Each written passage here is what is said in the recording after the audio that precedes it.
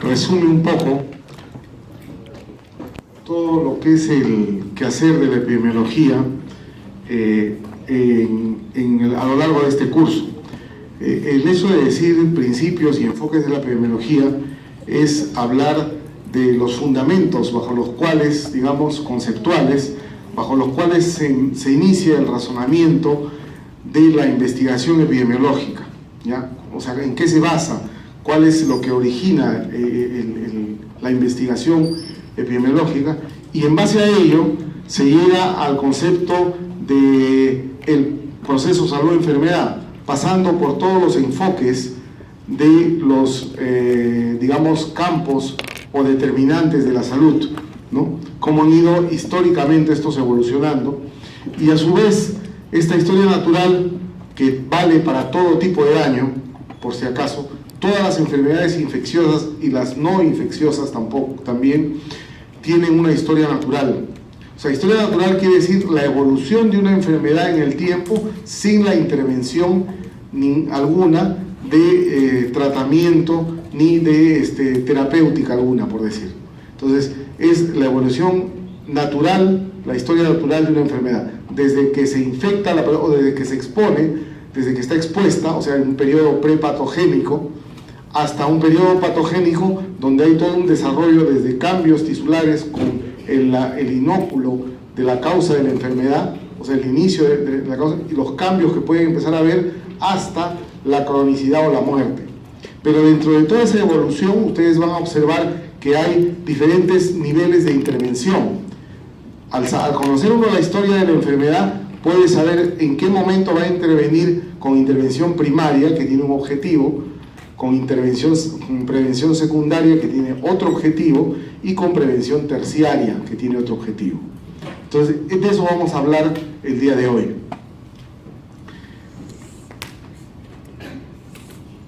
Estos son los contenidos, que ya bueno, los hemos dicho en cierta forma, y vamos con los conceptos básicos. La epidemiología, en resumen, es la ciencia de la probabilidad. ¿Por qué? Porque decimos, ¿qué probabilidad tengo yo de enfermar, dado que, ¿se acuerdan ustedes cuando estaban estudiando lógica, probabilidades? Dado que estoy expuesto, dado que estoy frente a una determinada situación que significa un peligro. Esa probabilidad de que ocurra un evento nocivo en este caso, dado que estoy expuesto frente a una situación que se llama peligro, ¿no? Esa probabilidad constante, esa interacción, eso es riesgo, ¿ya? Y eso lo medimos nosotros mediante algunos indicadores.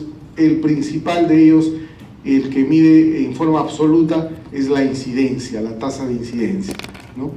Pero entonces la epidemiología como ciencia es la ciencia de la probabilidad. ¿Qué probabilidad hay de que se enferme dado que se ha expuesto a una determinada situación considerada por la literatura como factor de riesgo? Y significa también el uso de métodos de investigación, de un método de investigación. El método que usa la epidemiología no es otro que el método científico, que empieza con la observación y termina con la comprobación de una hipótesis causal, pasando por todo, sistemáticamente, por toda la secuencia de eventos de la observación, la descripción, el análisis, la comparación, ¿no? La generación de una hipótesis, ¿no? La comprobación de esa hipótesis, y lo que sí la epidemiología, como dice ahí, el razonamiento causal, la comprobación de la hipótesis, la epidemiología va a permitir realizar labores de prevención y control. Prevención básicamente de morbilidad, prevención de mortalidad. Entonces, eso es lo que va a permitir. Y otra de las cosas que es importante conocer en las bases conceptuales de la epidemiología es el tema que la epidemiología es una herramienta de la salud pública. ¿Qué es salud pública? ¿Qué concepto tienen ustedes de salud pública? Alguien que me diga. Mariela, tú, pues. Salud pública, salud del pueblo. Antes te votabas, no, ahora no. La salud pública es un conjunto de acciones, ¿no? que realizan los actores sociales sinónimo de actor social, encargados de gobiernos locales, responsables de ministerios, de acciones, de dictar las políticas sociales, ¿no? Esos son los actores sociales. Entonces, para poder cambiar una realidad sanitaria en función de mejorar el estado de salud de la población. O sea, básicamente eso es la salud pública, la interacción de múltiples acciones que vienen de diferentes sectores del Estado para poder cambiar la situación de salud de la población y mejorarla, ¿ya? Entonces, la herramienta fundamental de la salud pública es la epidemiología. ¿Por qué? Porque va a generar, en base al estudio de la probabilidad, va a generar evidencia para poder decir esta o esta otra es la mejor evidencia que sostiene esta intervención de prevención y control, ¿ya? Entonces, eso es lo que trata de decir esta lámina. En resumen, la epidemiología viene a ser el estudio de la distribución y los determinantes de estados o eventos. O sea, no solamente va a hablar de enfermedades, sino de situaciones que pueden ser eventos, llámese accidentes de tránsito, llámese alcoholismo, llámese muerte materna, ¿no? O sea, llámese dengue, llámese tuberculosis, ¿no? O de estados que pueden ser viviendo con el VIH, por ejemplo, es un estado de salud, ¿no? La gente que vive con cáncer vive buen tiempo, entonces hay que determinar la mejor calidad de vida, ¿no? Entonces, los determinantes de estados o eventos, en particular enfermedad, relacionados con la salud y la aplicación de esos estudios en el control de estas enfermedades y otros problemas de salud. O sea, nosotros vamos a hacer que la epidemiología estudie la interacción que hay entre estos determinantes, la población y el proceso salud-enfermedad, básicamente. Entonces, eso es lo que actualmente se conoce como la epidemiología. La epidemiología, entonces, para poder desarrollar y aplicar este concepto en extenso, tiene métodos. Un primer método es la vigilancia epidemiológica. La vigilancia epidemiológica, que es el estudio de la tendencia o el comportamiento de un daño y sus factores de riesgo con la finalidad de prevenir o de controlar este daño o esta enfermedad. Entonces, se constituye en un sistema de alerta-respuesta. Se constituye en un sistema de alerta-respuesta. ¿Por qué alerta-respuesta? Porque si no sería solamente un registro. Yo registro casos, registro eventos, registro factores, registro, y después lo resumo en cuadritos, en gráficos, en mapas. Pero no, lo que yo hago es vigilo la tendencia y en el momento que observo un comportamiento inusual, la aparición de un factor que pone en riesgo, en mayor riesgo a la población, medido por un determinado indicador, entonces yo doy la voz de alerta y entra la prevención y control, entran los equipos de alerta-respuesta que van a las regiones o que en los hospitales son las oficinas de epidemiología con su grupo de profesionales entre enfermeras, médicos, o se constituye un grupo de control de brote.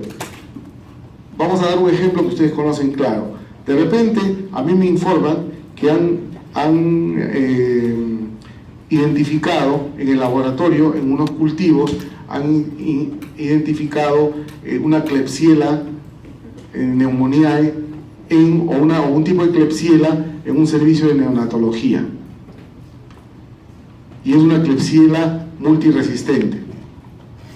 Entonces, eso de por sí ya es un factor de riesgo, es una alerta. Entonces, inmediatamente tenemos que ir allá y empezar a trabajar, primero a describir el problema. ¿Quiénes son los afectados? ¿Cuáles son las preguntas de epidemiología descriptiva en triada epidemiológica que han hablado en la clase anterior? ¿Quién? ¿Cuándo? ¿Y dónde? ¿No es cierto? Entonces tenemos que ir con esas preguntas a ver, ya, ¿quiénes son los enfermos? ¿Dónde están? ¿Y cuándo han empezado su enfermedad?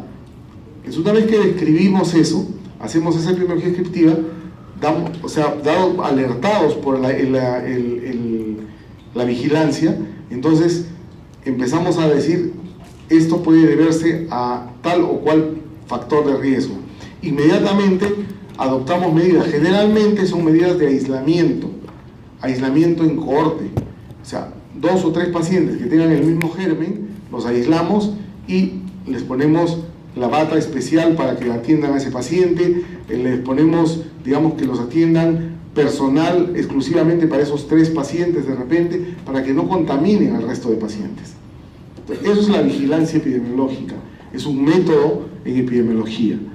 Otro es el estudio descriptivo, que ya lo mencionamos, que usa la descripción de tiempo, espacio y persona. Cualquier evento de salud, quiero estudiar, doctor, la mortalidad infantil en el periodo de enero, febrero y marzo en el centro de salud Alfa y Omega, que ahora ya no es sede, ¿no? Entonces, me acuerdo porque lo acaban de mencionar. Entonces, para hacer ese estudio de la mortalidad infantil, entonces yo tengo que saber cuántos niños nacieron en ese periodo. Tengo que saber cuántos se murieron y cuáles fueron las causas.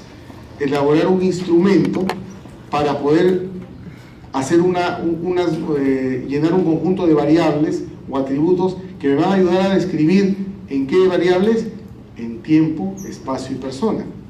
O sea, qué características tenían los niños, qué pesos, cómo nacieron, de parto normal, de cesárea, qué sé yo. Entonces, cuando ya haga todo mi estudio descriptivo y lo pongo en tablas, en gráficos y saque mis conclusiones, voy a elaborar algunas hipótesis, algunas probables hipótesis. Hasta ahí llega mi estudio descriptivo. Ese es el segundo método de epidemiología. El otro método es el método analítico, pero de repente yo digo, doctor, ¿sabe qué es lo que pasa? Los que tienen control prenatal murieron menos que los que no tenían control prenatal. Es algo bien obvio, ¿no? De repente, pero lo estoy haciendo como ejemplo. Entonces, voy a estudiar qué características tenían, cuántos controles tenían los que murieron y cuántos tenían los que no murieron.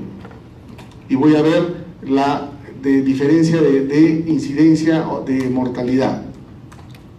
Y de acuerdo a esto, voy a elaborar el riesgo de muerte asociado al control prenatal de repente, o al peso al nacer de repente también, ¿ya? Entonces, eso ya son estudios analíticos, analizan factores, porque de repente el peso bajo al nacer se constituye como un factor que provoca muerte en neonatos, ¿no? En el primer mes de vida, o muerte prematura inclusive dentro de los primeros 7 días de vida.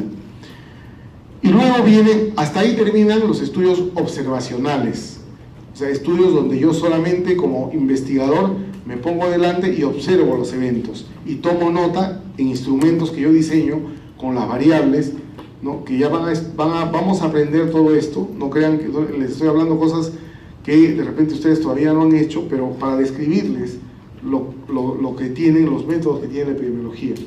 Entonces, ahí termina todo lo que es la parte observacional. Yo seleccioné mi población de estudio, hice mis preguntas, seleccioné las variables de estudio de acuerdo a mis preguntas, hice mi instrumento de investigación, hice mi descripción. Entonces terminé mi estudio observacional, mi estudio descriptivo, planteé algunas hipótesis y ahí quedé. Después viene ya los estudios, analíticos, que analizan, comparan, ¿no? Comparan los factores que les digo, y termina ahí los estudios observacionales. Luego vienen los estudios experimentales. Los estudios experimentales son aquellos donde ya hay intervención del investigador, donde ya yo voy a asignar aleatoriamente la intervención en uno o en otro sujeto de observación, ¿ya? Entonces, o asigno la variable de estudio, la asigno indistintamente en uno o en otro. O sea, manipulo la variable. Cuando yo manipulo, como investigador, es un estudio experimental. Ahora, si es cuasi experimental, preexperimental o experimental verdadero, va a depender de algunas características que las van a aprender en su momento, ¿ya? Entonces, pero eso es el estudio experimental.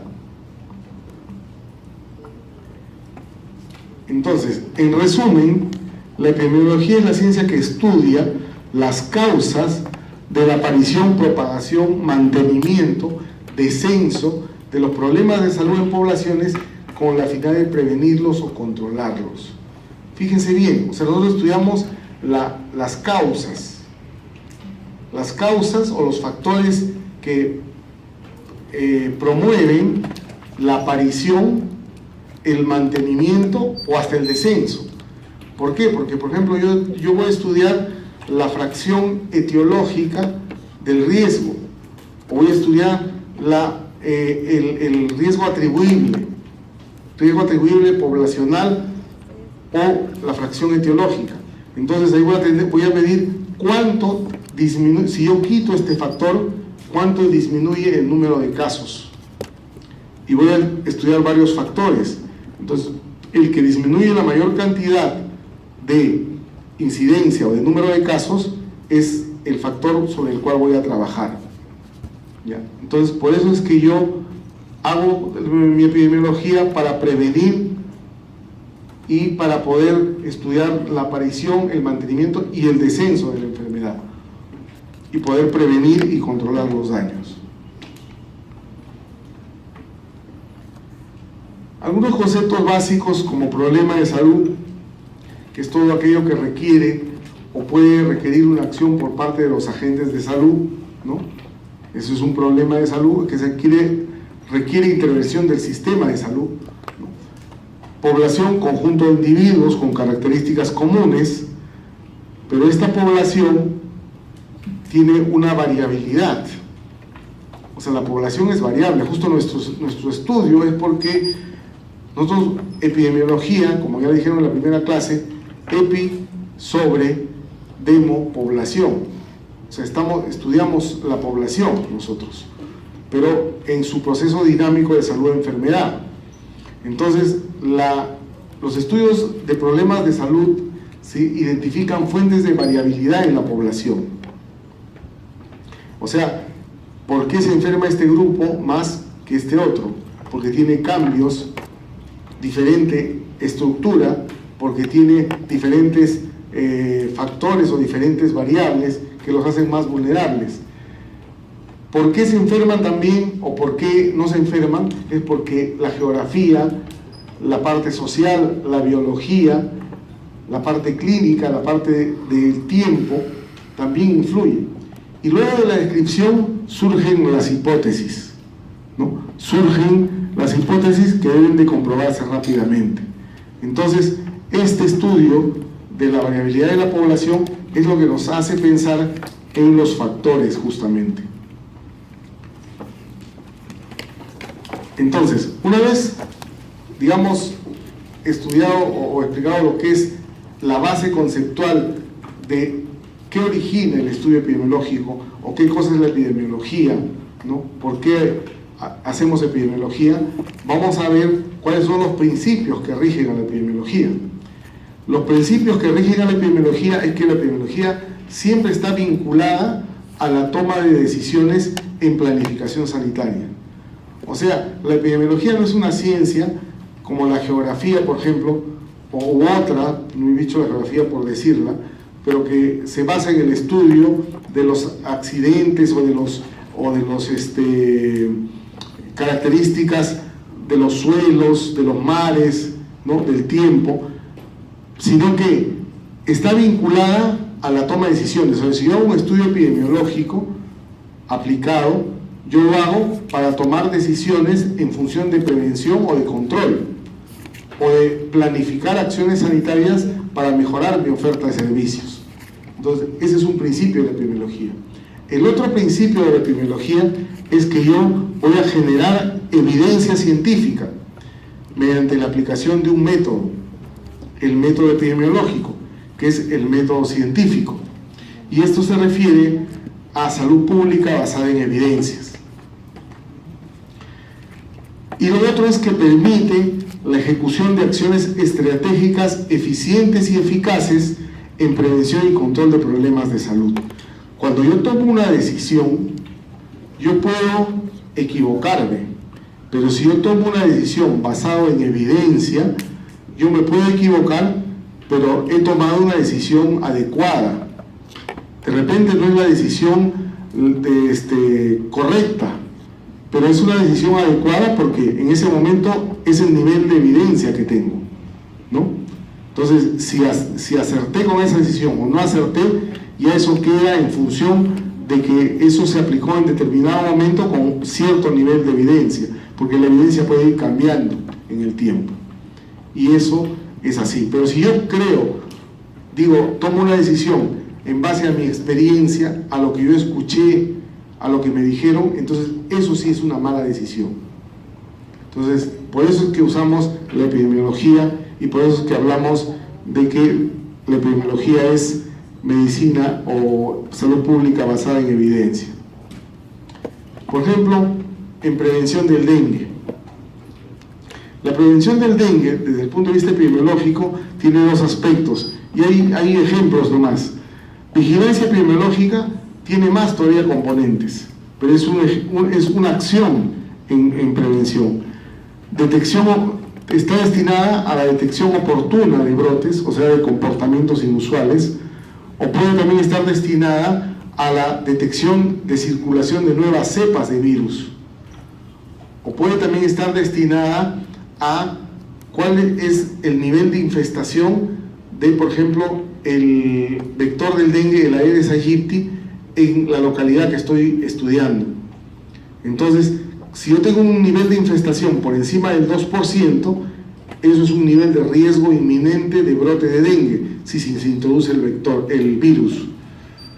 Y el estudio y control de brotes es otra medida, que a pesar de ser de repente, digamos, tardía, entre comillas, porque deberíamos más bien detectar el riesgo de brote, o sea, detectar cuando los niveles de infestación aédica, por ejemplo, están llegando a 2% y rápidamente bajarlos, o cuando ha circulado una nueva cepa y podrían haber casos graves, inmediatamente controlar bien y estar vigilantes en esa población, ¿no?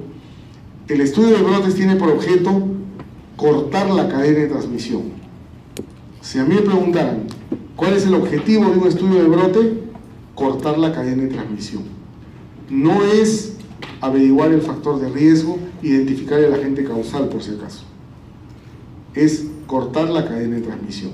Porque yo puedo averiguar el agente causal después de varios días, pero cuando ya se enfermaron todos y ya se acabaron los susceptibles, ¿no es cierto? O encontrar el factor de riesgo porque encontré el OR más adecuado, qué sé yo.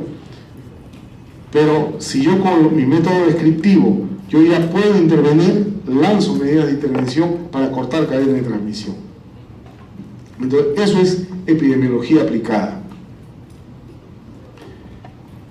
Y luego viene el otro tema, cómo se origina ya los enfoques, digamos, de razonamiento epidemiológico. Esos enfoques han nacido porque hay propagación de enfermedades, porque hay situaciones que hacen posible la propagación y el diferente impacto de los daños, que tienen que ver con costumbres individuales, inmunidad, costumbres sociales, factores ambientales, factores poblacionales, que están en esos círculos concéntricos que se ven ahí. Y la epidemiología ha desarrollado un conjunto de métodos para poder estudiar todo eso, y que se resumen, digamos, históricamente en su evolución en tres enfoques: el enfoque biomédico, el enfoque social y el enfoque histórico, que se conjuntan, ¿no? se intersectan, se cruzan. El enfoque biomédico sostiene que los problemas de salud se propagan debido a ciertas características de quienes padecen el problema, que en algunos las encuentran y en otros no las encuentran. O sea que estos procedimientos son muy específicos, factores específicos en las personas, que al controlarlos podemos prevenir la enfermedad, podemos controlar la enfermedad. Es el enfoque biomédico. O sea, el enfoque por el cual, mediante la salud individual, nosotros identificamos personas, unas diferentes a otras, con condiciones propias que hacen que puedan enfermarse unas y no enfermarse otras. Es un enfoque netamente biomédico. Pero hay otro enfoque de razonamiento que usa el enfoque social, que son ya los comportamientos de grupo, los patrones sociales, las estructuras sociales, que establecen similitudes y diferencias y que exponen al riesgo en forma diferente. Este es otro enfoque que también se utiliza y que se combina con el enfoque biomédico. Y el otro es el enfoque histórico, que habla ya de los cambios demográficos, de los cambios históricos, ¿no? De los factores que se van acumulando en el transcurso del tiempo y que hacen de que se den las enfermedades.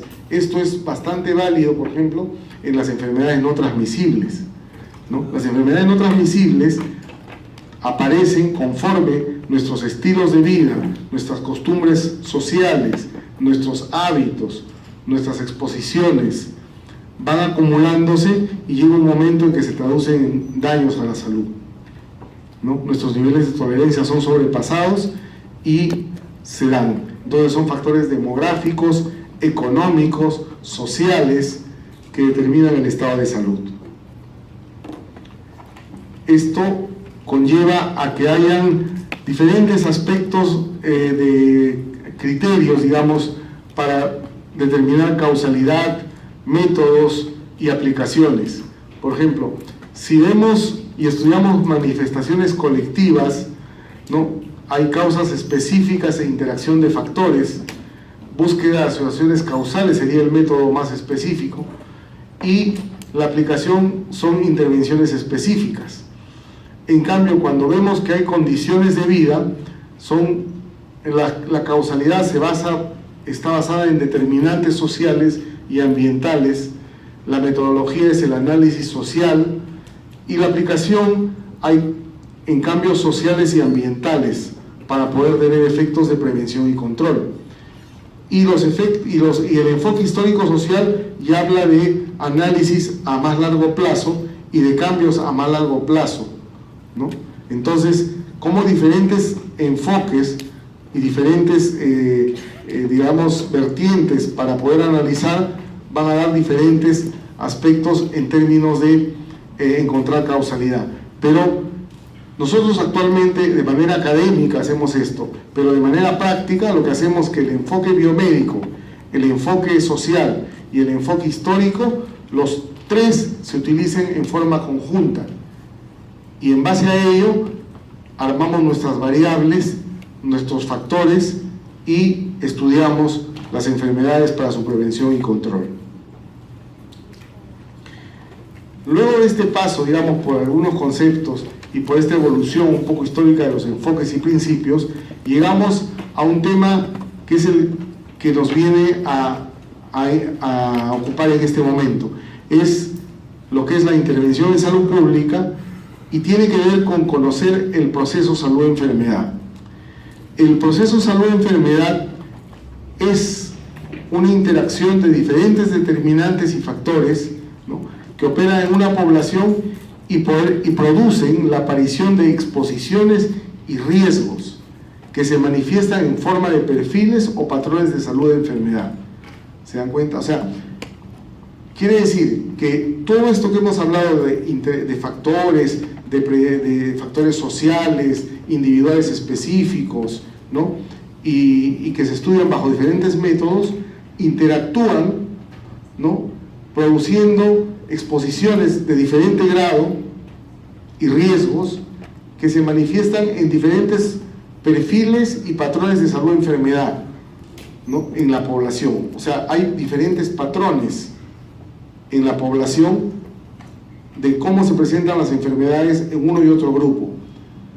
Es una secuencia de eventos previsibles, por eso es que es necesario tener en cuenta el proceso salud-enfermedad para poder tener en cuenta lo que es prevención y control de enfermedades. O sea, la salud y la enfermedad no es un evento estático, es un evento dinámico, que es producto de la interacción de factores. Esa interacción de factores nos permite entender el hecho de decir de que podemos intervenirlos y podemos controlarlos y prevenirlos. Eso es lo que nos quiere decir el proceso salud-enfermedad. Y un modelo simple que parte al inicio de todo concepto es el modelo del agente y del huésped. En un inicio, lo que básicamente se contemplaba era el agente causal y el huésped susceptible. Ese es el modelo unicausal. Agente y huésped susceptible.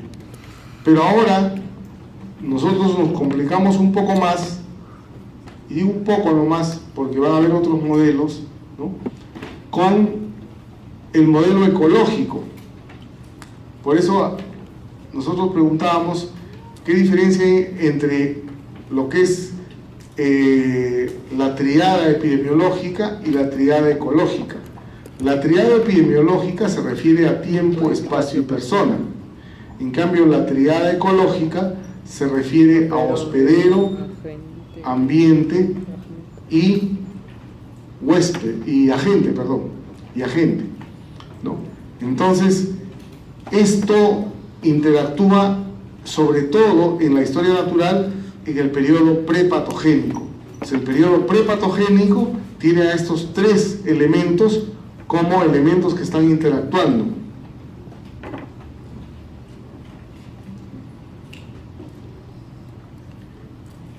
Y algo que nos viene a complicar más todavía son los canadienses en el año 76, que ellos empezaron a hablar de los modelos que ya intervienen los campos de la salud, donde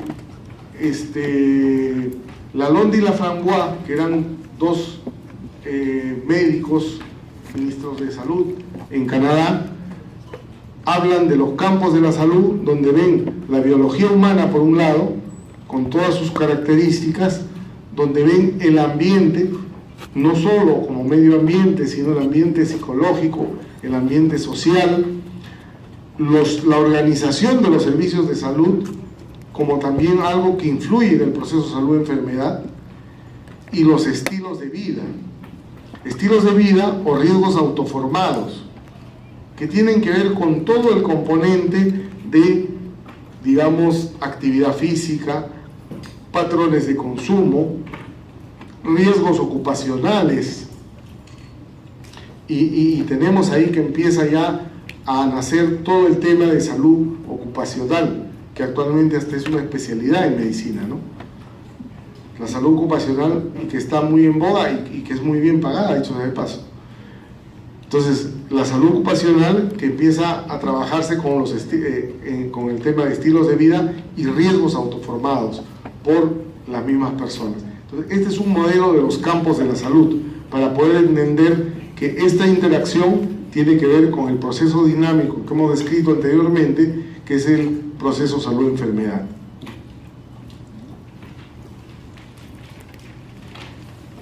Y luego de esto viene el modelo multinivel, que es el modelo de los determinantes de estos investigadores, donde hablan de efectos que van de ida y vuelta en elementos concéntricos. En el centro está la persona con su componente, con su carga genética, con su carga hereditaria, con su edad, con la carga de género y con todo. Y alrededor de él están los factores de estilos de vida individual, las redes sociales y todos los componentes ya estructurales de la sociedad que van a ir de ida y vuelta conforme se relacionen, y que desarrollan inclusive todo el tema. Acá con esto empieza todo el tema de la regresión logística multinivel en algunos casos, que hace de que la salud, el proceso de la salud quede como variable dependiente y todo el resto quede como variables independientes, que van en un modelo de regresión a tener una parte de lo que es el origen de la enfermedad, ¿no? Ese modelo multinivel. Y finalmente, en el año 2010, la OPS saca la publicación buscando las desigualdades en salud. o tratando de eliminar las desigualdades en salud.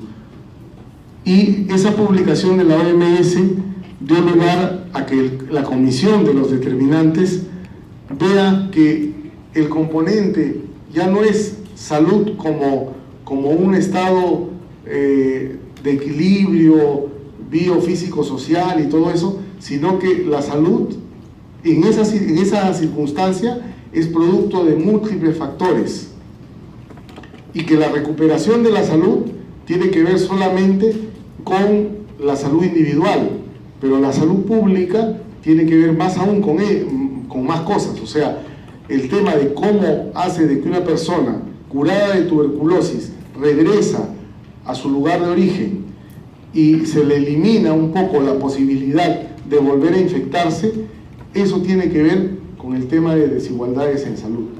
Y donde los servicios de salud solo están acá, trabajando con determinantes intermedios. Y sin embargo, en diferentes sectores, por ejemplo, un sector que tiene que ver con seguridad alimentaria, un sector que tiene que ver con seguridad laboral, un sector que tiene que ver con seguridad ambiental, tienen que dar también su aporte para que haya salud. Y los servicios de salud lo único que hacen es tratar a enfermos y tratar de prevenir estilos de vida, ¿no?, que hagan que se expongan a mayor riesgo de enfermar. Entonces, ahí se entiende ya de otra forma la salud. Es por eso que ahora, por ejemplo, el Ministerio de Salud y los médicos, los epidemiólogos, ¿no?, están ubicados hasta en el Ministerio de Economía y Finanzas. Hay un programa que tiene que ver con salud, con el presupuesto por resultados, por ejemplo, que va a diferentes sectores. Y hay resultados que tienen que ver con disminuir la mortalidad infantil. ¿Y yo qué tengo que hacer para disminuir la mortalidad infantil? Uno de los factores importantes para disminuir la mortalidad infantil es la seguridad alimentaria. ¿Y la seguridad alimentaria de quién creen que debe depender? ¿Del Ministerio de Salud? ¿De quién? ¿De qué ministerio? ¿Ministerio del Ambiente? Economía. ¿Transporte? ¿Ministerio Público? Agricultura. Para que metan preso ahí a todos los...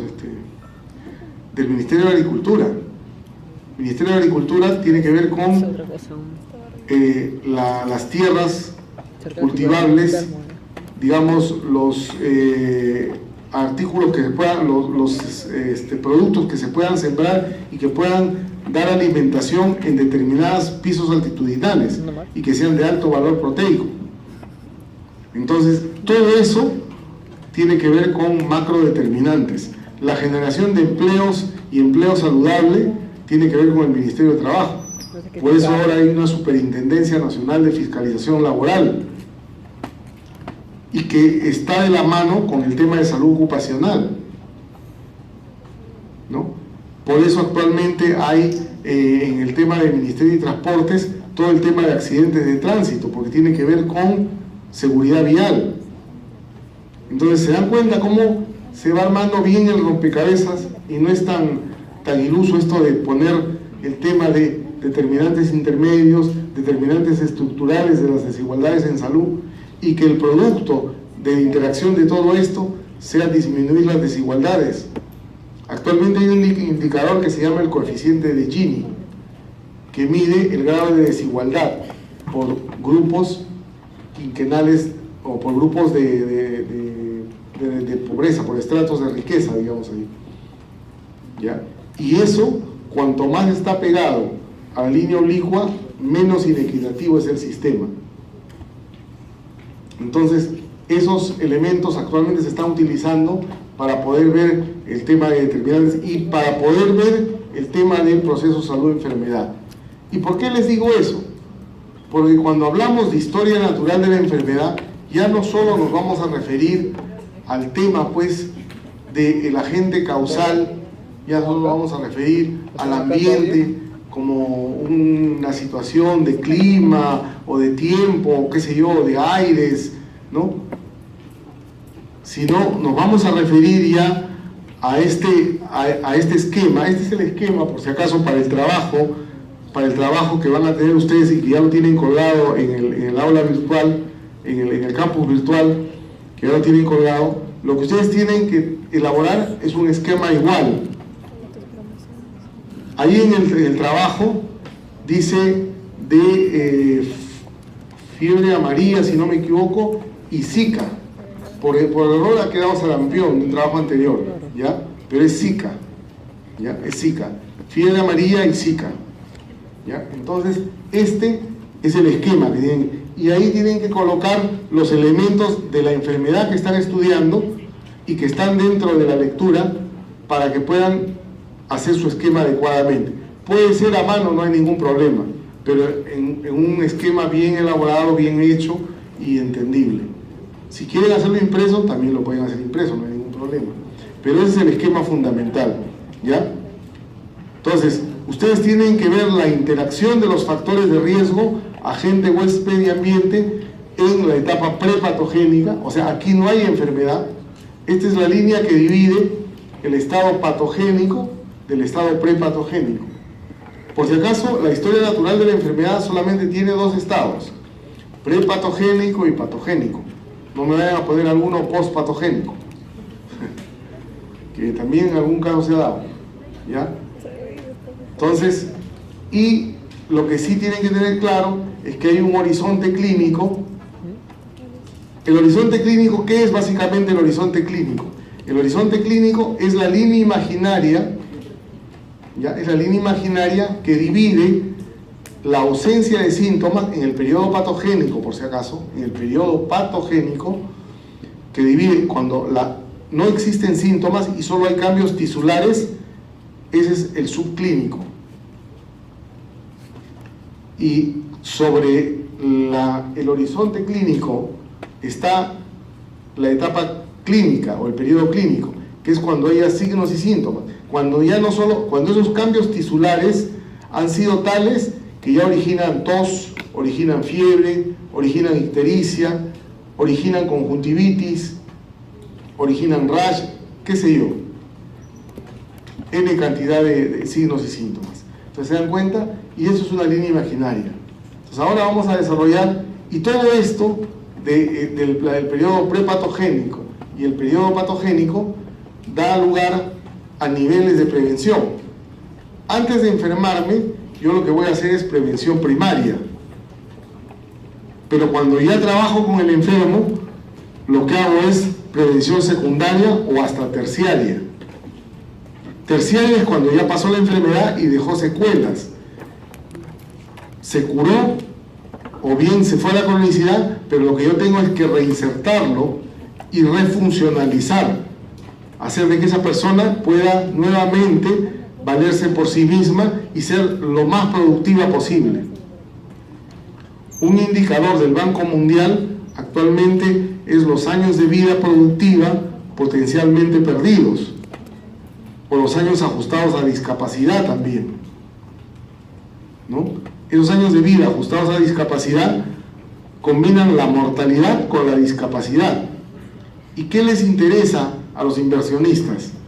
Que un país se ve que progresa cuando esos años de vida ajustados a discapacidad son lo menos posible. Esa tasa, esa razón es la menos por cada 100.000 habitantes.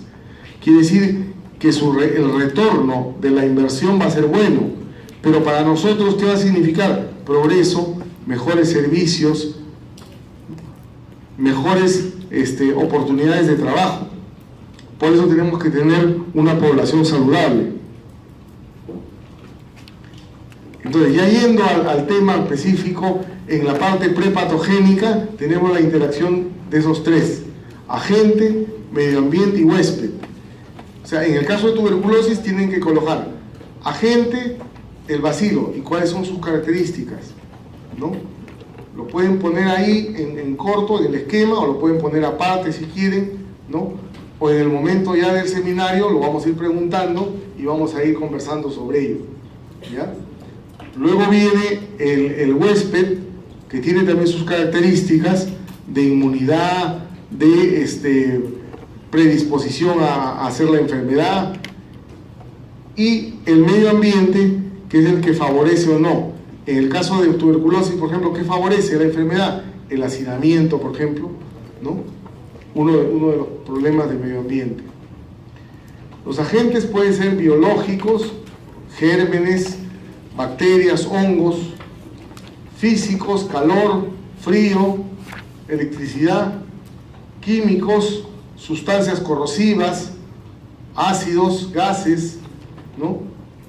Psicológicos, presiones, tensión, y actualmente la salud mental está en el perfil epidemiológico del país, está saliendo hacia primeros lugares ya.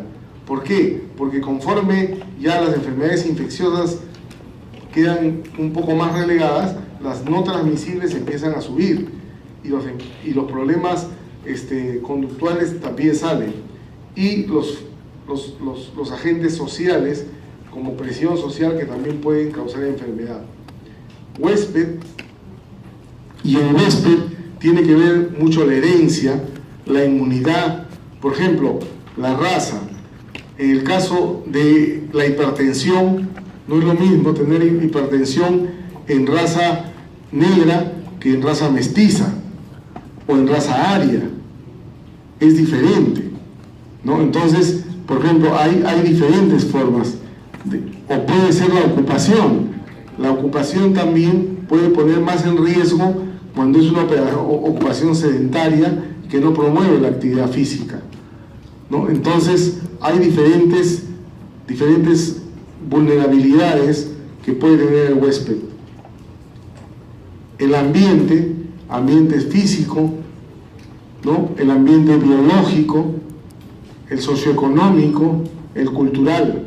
Por ejemplo, ahí tenemos un ejemplo de la leptospira, ¿no? La leptospirosis, que se transmite por la orina de ratas infectadas o de animales infectados.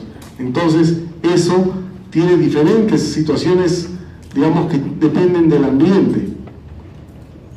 Entonces, ese es un ejemplo para que ustedes vean cómo esto puede estar influyendo, y es la forma como la van a describir en sus trabajos. Y en el periodo prepatogénico tenemos a la prevención primaria. La prevención primaria, que su objetivo es mantener y mejorar la salud. O sea, la prevención primaria es mantener y mejorar la salud, evitar la enfermedad.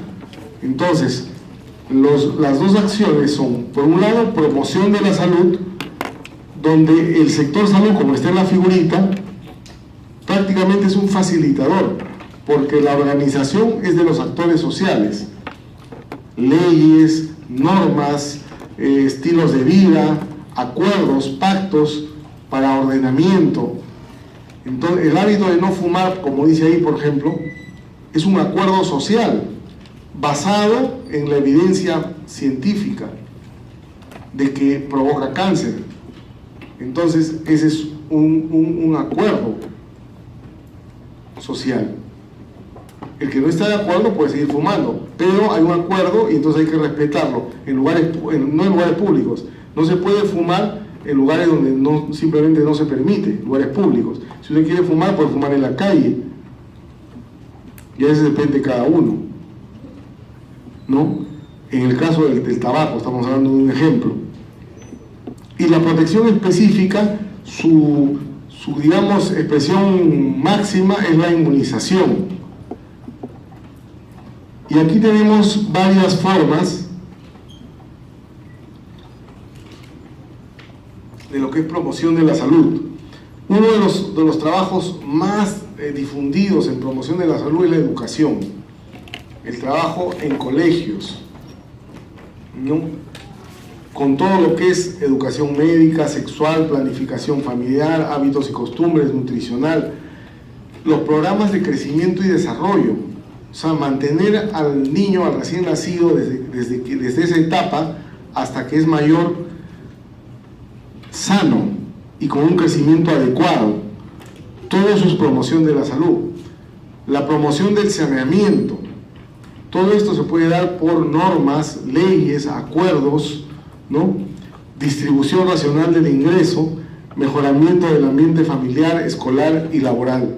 O sea, el trabajo de promoción se hace donde se desarrolla la vida, donde estudias, donde habitas y donde laboras. Ahí se hace promoción de la salud, con ambientes saludables, con hábitos de vida saludables, con condiciones saludables. Entonces, eso es promoción de la salud.